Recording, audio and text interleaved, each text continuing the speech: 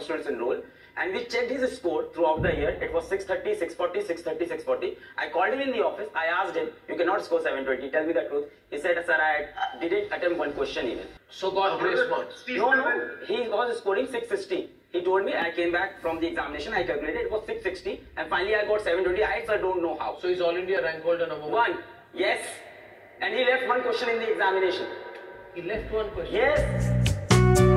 Well, let's go back to 2020 जब lockdown लगा था, जो कि आज से 5 साल पहले था।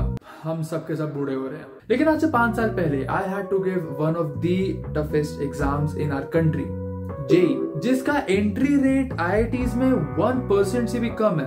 That is if you are general. हाथ पे टूटा है तो चल जाता है, पता नहीं। उस टाइम पे obviously I wasn't preparing for JEE, क्योंकि अगर तुम्हें 11वीं क्लास के लड़के के हाथ में टैब पकड़ा दोगे, भले ही उसने पढ़ाई के लिए बोल के लिया हो, he'll obviously not study 24/7। अब मैं जेई की तैयारी कर रहा था, पर मेरा मन नहीं लग रहा था उस चीज में। एंड मेरे को पता था कि जेई करके अगर आईआईटी में हो भी गया तो भी आगे का रास्ता मुझे सच्ची में नहीं पता है, क्योंकि मुझे 12वीं में आके पता लगा था कि जेई का एग्जाम इसलिए दिया जाता है ताकि तुम आईआईटीज में घुस के इंजीनियरिंग जैसी चीजें परस्यू कर सको।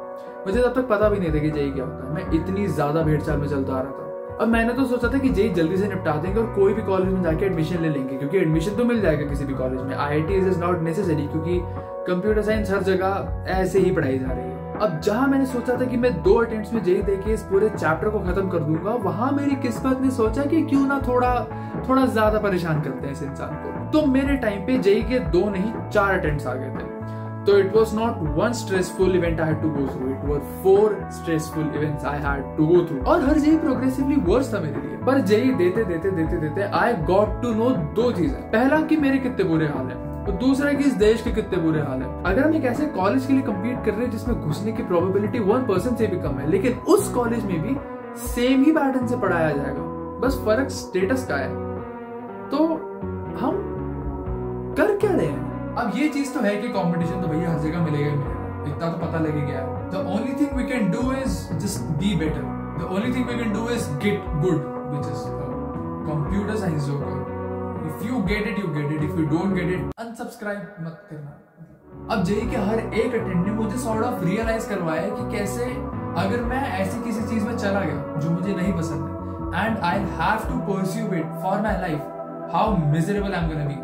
क्योंकि तुम मन मार के कितना ही काम कर लो, एक टाइम बाद you will get burn out, और इतना ज्यादा इरिटेशन होगा तुमको इस टाइम पे अपने आप से कि you will just want an out of everything. तो आई डिसाइडेड कि चीजें बदलने की बहुत ज्यादा जरूरत है। तो I started working towards something that I like, and that is creating. And creating is not only restricted to videos. I also like to create a lot of music, क्योंकि मैंने 10वीं के बाद गिटार सीखना चालू करा था। धीरे धीरे I started to practice the guitar more and more, and I started to learn about the instrument more and more, and learn about music in general. I started to like music, and then I also wanted to make music. And फिर मैं 11वीं class से लिखता आ रहा हूँ काफी सारा music. 11वीं क्लास वाला म्यूजिक अगर मैंने आज देख लिया तो मैं probably खून क्या सुनाऊंगा, but whatever, it was a process in me getting better. Oh, by the way, meet Mr. Kowalski.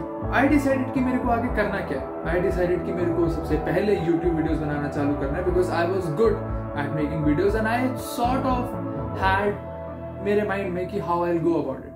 Music का I still wasn't sure, and I still am not sure how I'm gonna pursue music. Though there is a channel जहाँ पर मैं डालते रहता हूँ कुछ गाने जो अभी आराम से रिवील करूंगा बैठ के, and you'll see इस चैनल पे मेरे को here and there making music. That's when I decided कि मेरे को करना क्या actually life में, क्योंकि I cannot keep doing something जो दूसरों को अच्छा लगता है, and I sure as hell cannot be miserable while doing it, because that's gonna make my life miserable, and I don't think that's a very good sight for anybody who's close to me, seeing me miserable. So that's when I decided to finally go into YouTube and music. And that's when I sort of started chasing my dreams, and that is where the rebel nature comes from. अब rebel nature के ऊपर I'll make a whole other video explaining कि how that came into the play. But this sort of is, you can say, a prologue, a pre-story that you needed to understand what I'm gonna talk about in my future videos. So if you like this video, then well, you can sure subscribe, and I'll see you in yet another video.